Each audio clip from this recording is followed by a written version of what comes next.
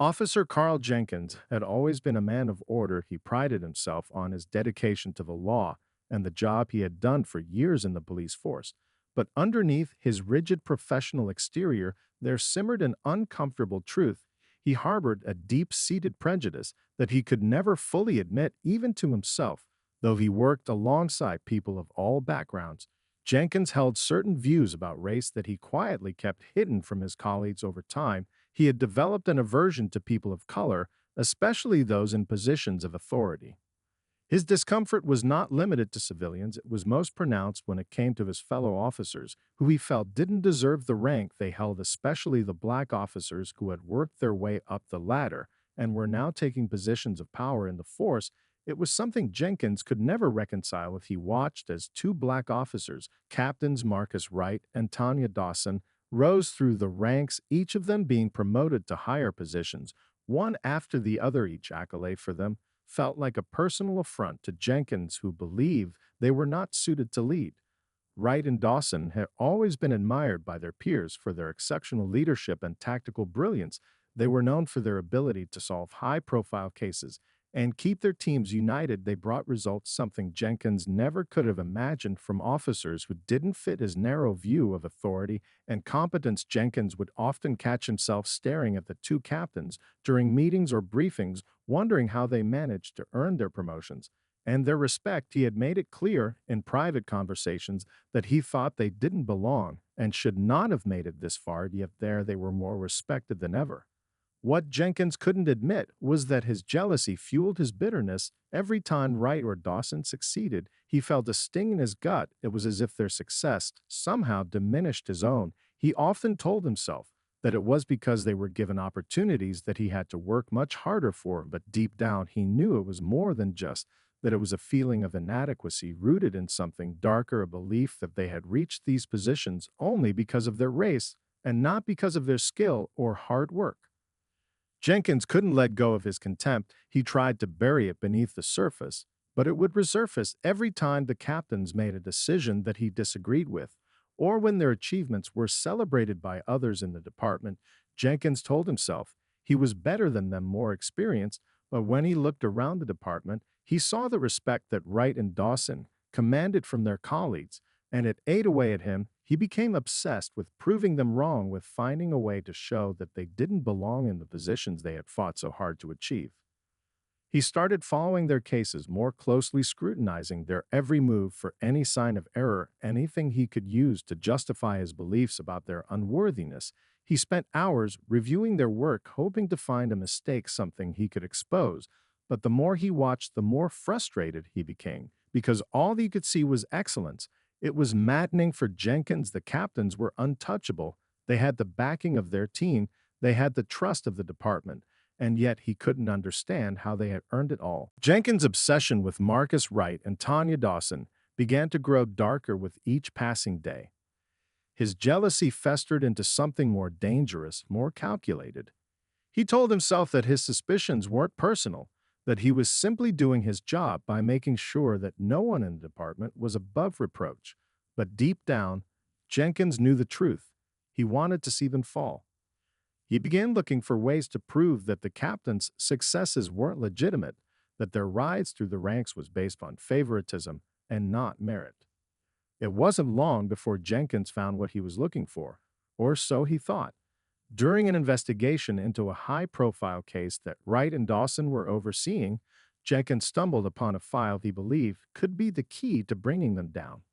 It was a set of documents related to a police operation that had gone awry, a case that had been quietly swept under the rug by the department. Jenkins was quick to latch onto the file, believing it contained a glaring error on the part of Wright and Dawson. There was an alleged discrepancy in the timeline of the operation, a small detail that Jenkins thought could be twisted into a larger narrative of corruption and negligence. The more Jenkins read through the file, the more convinced he became that this was his moment, his opportunity to finally prove that Wright and Dawson weren't the untouchable heroes everyone thought they were. But there was a catch. The evidence wasn't as clear-cut as Jenkins had hoped. It was circumstantial, vague at best, and there were plenty of holes in the story that he could easily overlook. But to Jenkins, that didn't matter. His mind was set. If he could manipulate the information just enough, he could make the captains appear guilty in the eyes of their peers. Jenkins started to plant the seeds of doubt. He made subtle comments during department meetings, hinting at the discrepancies he found in the investigation. He dropped vague remarks about the captain's involvement in the botched operation, implying that they had either made a mistake or, worse, intentionally covered it up. He whispered to a few trusted colleagues, feeding them bits of his theory about what had happened during the operation. He knew that by sowing a little bit of uncertainty, he could get the ball rolling, and once the department's internal affairs team began looking into the matter, he would have a chance to expose Wright and Dawson for what he believed they truly were: frauds. Jenkins was careful, though. He didn't want to make any direct accusations just yet. Instead, he quietly gathered more information, keeping the file in his office and working late into the night to manipulate the evidence just enough to make it seem damning. He even went as far as to alter a few documents, changing dates and details that would cast doubt on the captain's integrity. The more he altered the records, the more he convinced himself that he was right, that he was doing the right thing. But there was a part of Jenkins that couldn't shake the feeling that he was walking a dangerous line. As he continued to tamper with the evidence, he began to feel a nagging sense of unease. Deep down, a small voice in his head told him that this wasn't about justice anymore. It was about his own bitterness and insecurity. Still, Jenkins ignored the voice, too consumed by his hatred and jealousy to listen. This was his chance, he told himself. Once the captains were out of the picture, he would be able to take their place, to prove once and for all that he was the one who truly deserved respect in the department. Jenkins couldn't stop now.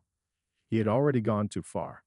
What he didn't realize was that, in his pursuit of vengeance, he had set in motion a chain of events that would soon spiral beyond his control. The day Jenkins had been waiting for finally arrived.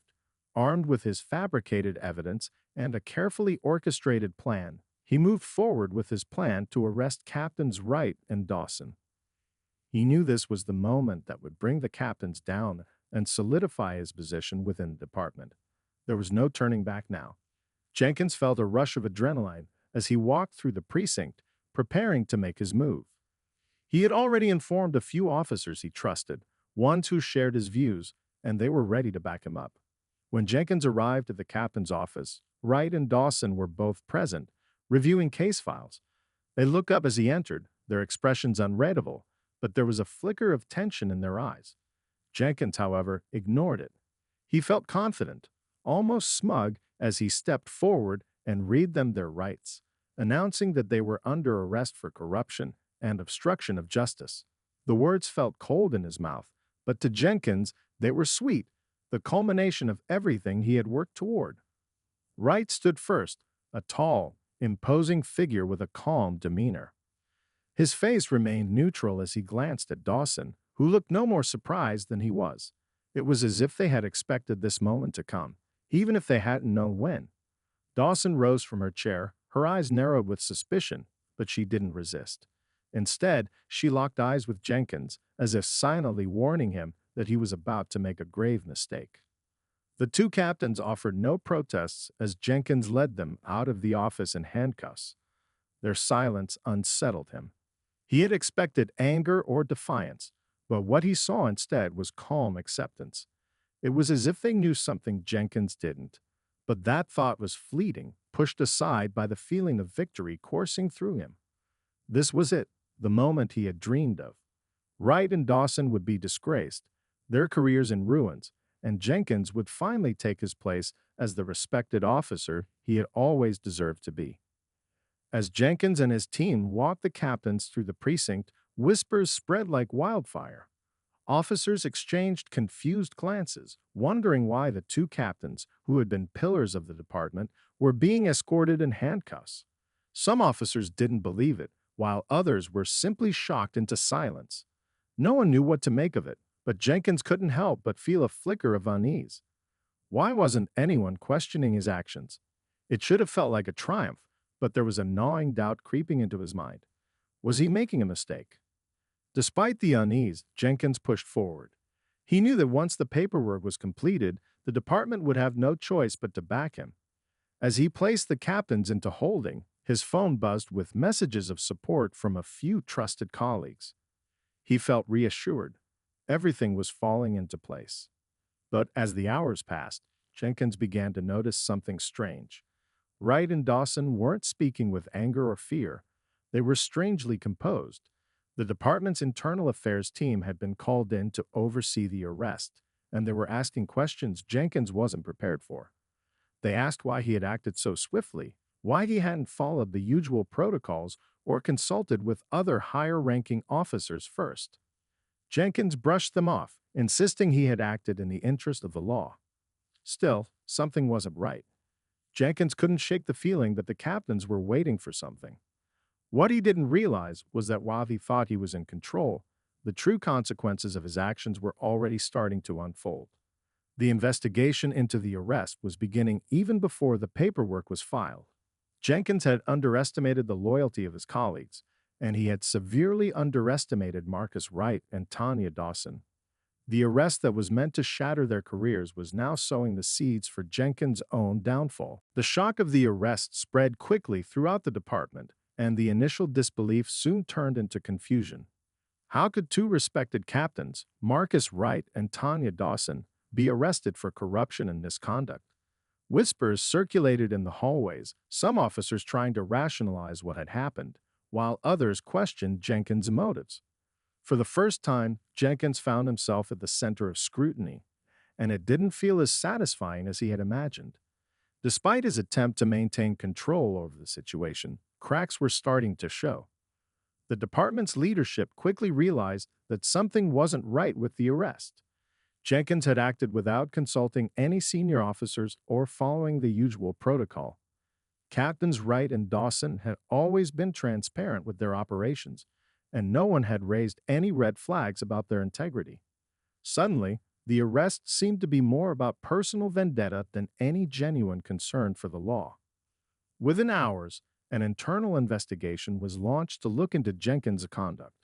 The department had always prided itself on its transparency and accountability, and the arrest of two high-ranking officers couldn't be swept under the rug. Jenkins, at first, dismissed the investigation as a necessary but inconvenient step. He was certain that once the evidence was reviewed, his actions would be justified. But deep down, something gnawed at him, an uncomfortable sense of unease he couldn't shake.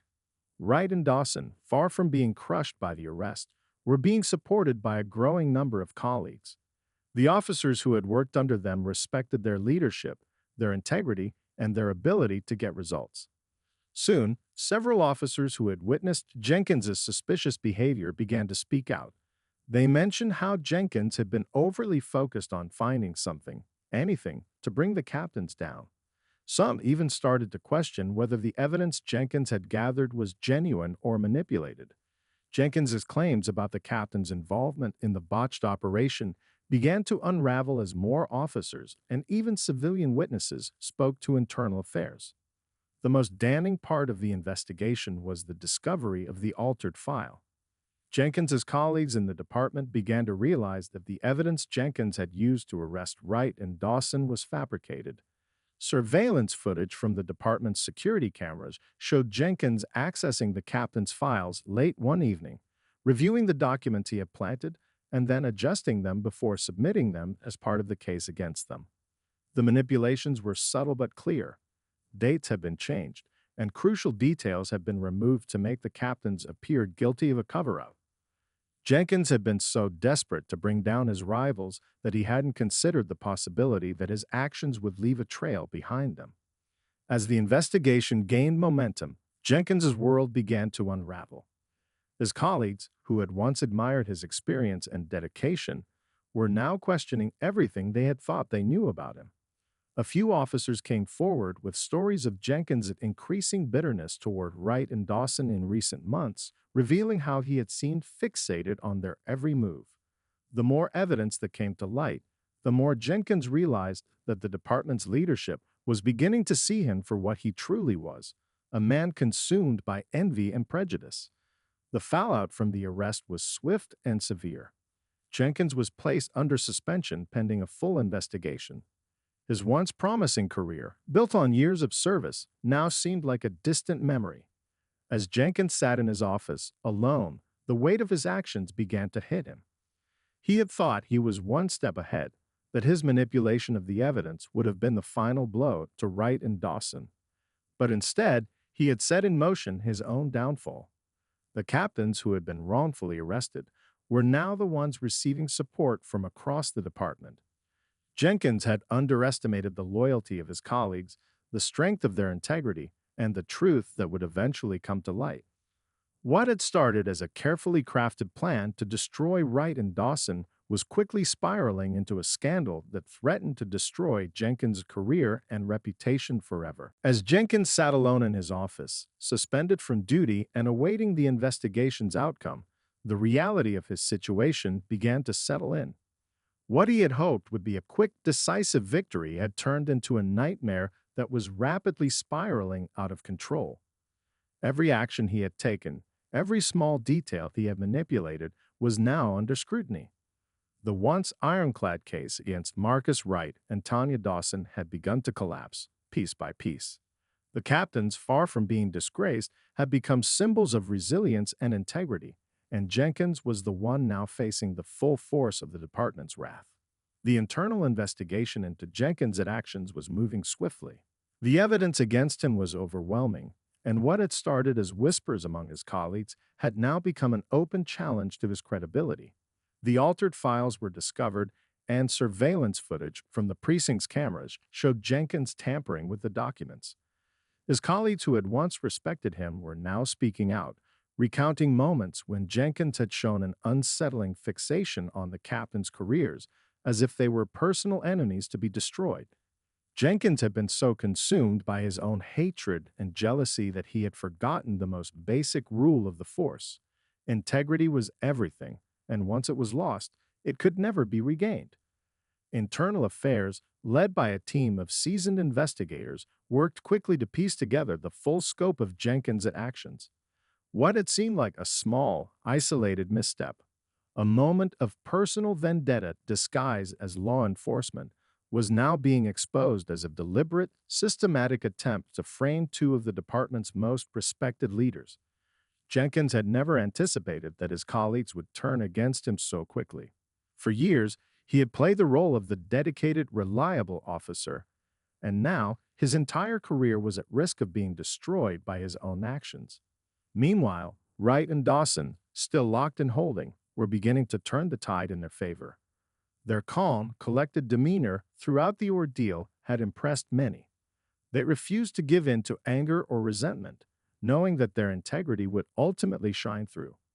Their colleagues rallied behind them, speaking out about their competence, fairness, and dedication to the department. It was clear that the arrest had been a gross injustice, and Jenkins's motives were now coming under intense scrutiny. One by one, officers came forward, describing how Jenkins had made overtly critical and sometimes racially charged comments about Wright and Dawson in private conversations. The more they shared, the more the department began to understand that this wasn't about an isolated incident or a mistake in judgment. It was about Jenkins's long-held prejudice and deep-seated belief that people of color did not belong in positions of authority. His actions had been motivated by jealousy, insecurity, and a desire to maintain control over a department that was slowly evolving beyond his narrow worldview. Internal affairs soon uncovered that Jenkins had been repeatedly warned about his behavior. Several colleagues had filed complaints about his attitude, his discriminatory remarks, and his growing obsession with discrediting the two captains. But for years, Jenkins had managed to maintain a facade of professionalism, dismissing any concerns as personal attacks or misunderstandings. Now all of that was coming back to haunt him. The truth was undeniable, and it was clear that Jenkins had crossed a line that could never be uncrossed. With the mounting evidence against him, Jenkins was called in for a formal hearing. He sat in a sterile, cold room, facing a panel of senior officers who had once considered him a trusted colleague. The weight of his decisions hung heavily in the air as Jenkins realized, perhaps too late, that his pursuit of revenge had cost him everything. The respect of his peers, his career, and his reputation were all on the line. The panel's questioning was direct and unforgiving, and as Jenkins attempted to explain his actions, it became clear that he had no defense. Every excuse he offered fell apart under the weight of the evidence, and the realization that he had destroyed his own career began to sink in. The very system he had sworn to uphold, the integrity he had promised to protect, had been tainted by his own actions, and now there would be no redemption for it. The formal hearing marked the beginning of the end for Officer Carl Jenkins. As the days passed, the investigation into his actions reached its peak. Jenkins, once a highly regarded officer in the department, now found himself isolated and under intense scrutiny from every angle. His colleagues who had once admired his dedication to the job now watched with a mix of disbelief and anger as the truth of his conduct came to light. Internal affairs had already gathered an overwhelming amount of evidence against him. Jenkins's tampering with the evidence had been caught on camera, and the altered documents were a clear violation of department protocols. Officers who had once worked alongside him were coming forward, recounting how Jenkins had grown increasingly bitter and obsessed with Wright and Dawson's success. It was clear to everyone that Jenkins' arrest of the captains had been less about justice and more about personal vendetta, fueled by envy and prejudice. His actions weren't just a betrayal of his colleagues. They were a betrayal of the very values the police force stood for. At first, Jenkins tried to defend himself, arguing that he had acted in the best interest of the department and that his arrest of Wright and Dawson had been a matter of law enforcement duty. But as the hearing went on, his excuses began to ring hollow. The panel of senior officers saw through his justifications. His statements about the captains being unfit for their positions were now understood as mere projections of his own insecurities. The growing evidence painted a clear picture of a man who had let his personal biases cloud his judgment. Jenkins had not just broken the law, he had betrayed the trust of his department and undermined the very principles of justice he had sworn to uphold. The real turning point came when Tanya Dawson, one of the captains Jenkins had targeted, was called to testify. She stood with grace and poise before the panel, recounting the details of the arrest and the damage it had caused not just to her, but to the entire department. Dawson spoke with a quiet but powerful conviction, explaining how she and Wright had always worked hard to earn their positions and how they had done so with integrity and professionalism. She described the toll the arrest had taken on them, both personally and professionally. But she also made it clear that they were not the victims here. Jenkins was. He had lost himself in his jealousy and had done irreparable damage to his career and reputation. As Dawson spoke, Jenkins's face betrayed a mixture of shame and resentment. The man who had once been so confident in his mission now seemed small and defeated. He had been certain that his actions would lead to the downfall of the captains, but instead, he had set the stage for his own destruction. Jenkins tried to interrupt, attempting to defend his actions, but his words were drowned out by the weight of Dawson's testimony. The room grew silent, the reality of what Jenkins had done settling over everyone in the room like a heady fog. The panel deliberated in private for what seemed like an eternity. Jenkins sat alone, knowing that his fate was sealed. There was no coming back from this. His actions had not only cost him the respect of his colleagues, but had tarnished the department's reputation as a whole. Jenkins had been a part of the force for years, but his legacy would now be defined by the way he had betrayed the trust of his fellow officers and tarnished the honor of the badge. When the panel returned, their decision was swift and unanimous. Jenkins was stripped of his position, dismissed from the department, and permanently banned from ever returning to law enforcement. The weight of the decision hit Jenkins harder than any arrest ever could. His career, which he had spent years building, was now in ruins. The once proud officer who had believed that his time had come had fallen victim to his own hubris and prejudice. As Jenkins left the hearing room, the gravity of his actions finally hit him. He had not only lost his career, he had lost everything he had once stood for. In trying to tear down the captains, he had destroyed himself. The department had made it clear. Integrity, respect, and the pursuit of justice were far more important than personal ambition or petty rivalry. Jenkins had learned this lesson too late, and now there was no way to undo the damage he had caused. The days following Jenkins's dismissal were filled with a deep and crushing silence. For the first time in his life, he was alone, truly alone. His name had been tarnished, his reputation irreparably damaged. He had been the center of attention when he was arrested, but now that the storm had settled, there was nothing left but the quiet devastation of his actions. Jenkins wandered through his life, disconnected from the world he had once known. He couldn't shake the feeling of shame, not just for what he had done, but for how far he had fallen. The man who had once stood proudly in uniform was now nothing more than a former officer, a man without a purpose. In the days following his dismissal, Jenkins tried to reach out to a few old friends, hoping for some comfort, some semblance of understanding. But the calls went unanswered, and the few responses he did receive were cold, distant. The colleagues he had once worked beside no longer wanted to associate with him. Those who had respected him in the past now saw him as a pariah, a cautionary tale of how far someone could fall when they let their emotions dictate their actions. Wright and Dawson, on the other hand, were not only vindicated but were eventually promoted to higher positions within the department. Their names were cleared, and they returned to their duties with renewed respect and admiration from their colleagues. The department had rallied behind them, understanding that the arrest had been an attack on their integrity, not a genuine effort to expose wrongdoing. Jenkins's attempt to take them down had failed, and they had come out of the ordeal stronger than ever. But Jenkins wasn't the only one affected by the fallout. As the investigation into his actions continued, the department was forced to confront some uncomfortable truths. The officers who had quietly supported Jenkins, who had stood by him when he began to spread his suspicions about Wright and Dawson, now found themselves questioning their own involvement. Some had turned a blind eye, others had been too afraid to speak out, and a few had even been complicit in helping Jenkins manipulate the evidence. They, too, had to reckon with the fact that their silence had allowed a man consumed by jealousy and bitterness to destroy his career and the careers of others without challenge. It wasn't long before Jenkins realized that the damage he had caused went beyond his personal life. It had deeply affected the fabric of the department itself. The trust between officers had been shaken, and it would take time to rebuild. Jenkins, now a shadow of his former self, knew that no apology or justification could erase the harm he had caused. The truth was undeniable.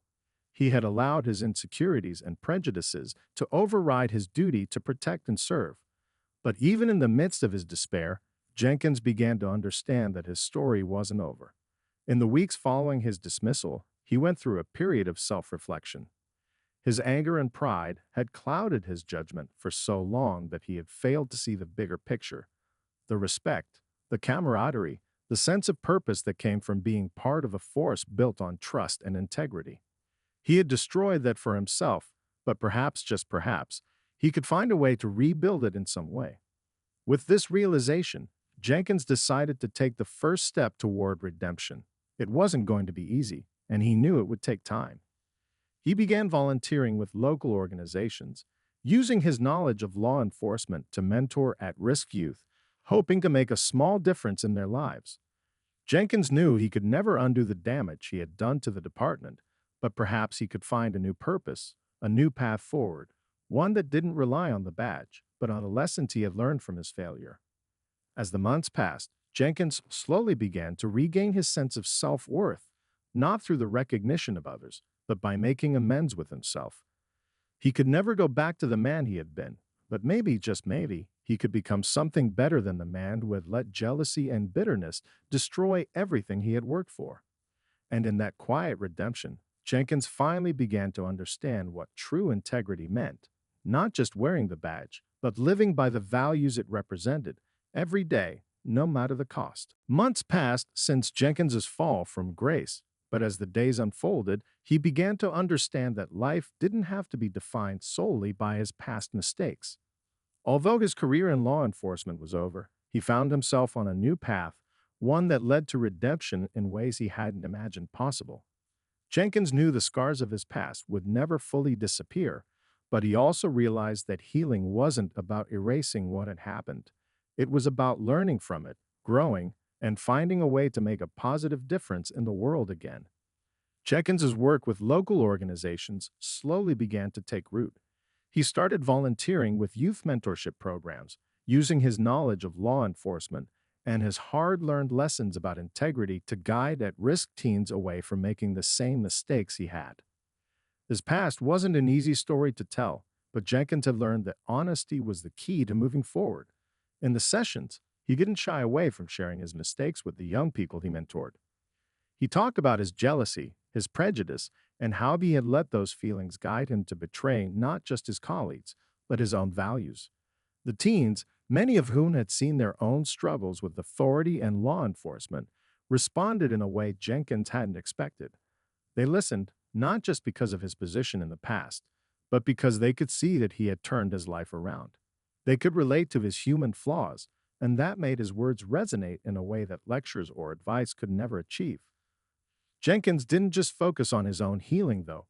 He also took steps to rebuild the relationships he had fractured during his time in the department. Reaching out to former colleagues wasn't easy. Many of them had turned their backs on him, and the shame of his actions still hung in the air. But he felt an overwhelming sense of responsibility to try, even if it meant nothing more than acknowledging his mistakes. One by one, Jenkins contacted the officers he had worked with, beginning with those he trusted most. Some were quick to forgive, understanding that people could change, while others took time, unable to reconcile the man they had known with the man who had betrayed everything they stood for. It was Tanya Dawson who, after several months, reached out to him. Her message was simple. Asterisk, I know you've been trying to make things right, Jenkins. I hope you're truly changing. Asterisk, it was a small gesture, but it meant everything to him. Tanya's support wasn't something he had expected, but it was a powerful reminder that redemption wasn't impossible. It was going to take years to rebuild the trust he had lost, but her message was a sign that change was possible. Jenkins's self-reflection also led him to understand the full extent of the damage his actions had caused within the department. He had deeply harmed the relationships between officers, creating rifts of distrust and suspicion that wouldn't be easy to repair. It was clear to him that rebuilding trust required more than just volunteering and seeking forgiveness. It required proving every day that he could live by the values of the badge without the need for recognition or power. He didn't want to return to law enforcement in any official capacity, but he knew he could continue to work on bettering himself and contribute to the community in meaningful ways. As he mentored the next generation of officers through community outreach programs, Jenkins found a sense of peace that had eluded him during his years of climbing the ranks. It wasn't about titles anymore, it was about character. His experience had taught him that power wasn't something to be sought, it was something that came with responsibility. Jenkins didn't want to be the man he had been. He wanted to be someone who had learned from his failure and could use that knowledge to help others avoid the mistakes he had made. By the time the next few years passed, Jenkins had become a respected community advocate. He had moved beyond being defined by his past mistakes and had transformed into a mentor and leader, though not in the traditional sense he had once envisioned.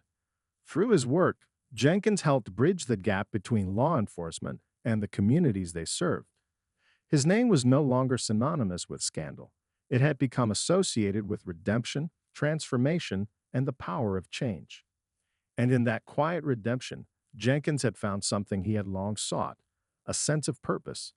His journey wasn't defined by the badge he had once worn, but by the life he was now living.